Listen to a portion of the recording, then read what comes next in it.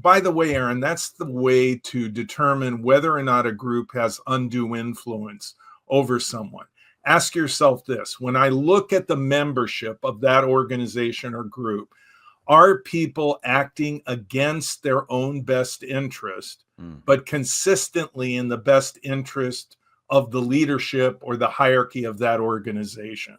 So you've got people like, for example, in Scientology, and they're disconnecting from family members, and they're not communicating, probably feeling pretty sad at times, but not sharing that with other people inside the organization.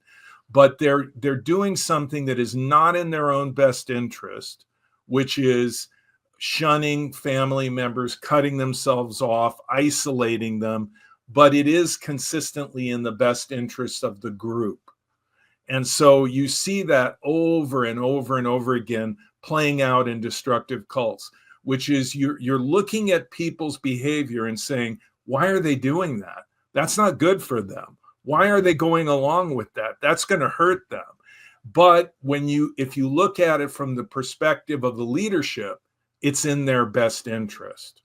For example, there's this dance company called Shen Yun, and they tour all over the United States, and they are essentially an appendage of a group that's been called a cult called Falun Gong, led by this Master Li, the great Master Li.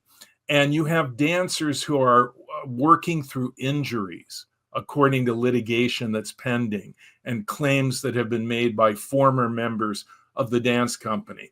That is that they have really jeopardized their physical well-being by working while injured, or that they have not been paid very well at all and are doing this for a higher purpose.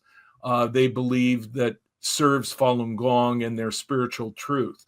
So, what you see are people acting against their own best interest, but acting in the best interests of Master Li and his family, who have become very rich from Falun Gong and the huge amount of cash flowing through Shen Yun.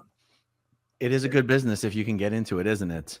The cult business, Aaron, is a very good business from the standpoint of making money and getting having power over people and so on. The problem is if you have a conscience.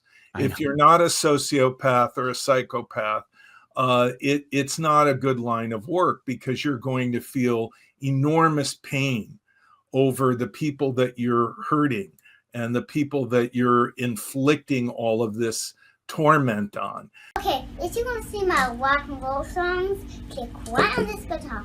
And if you want to see a different one of my videos,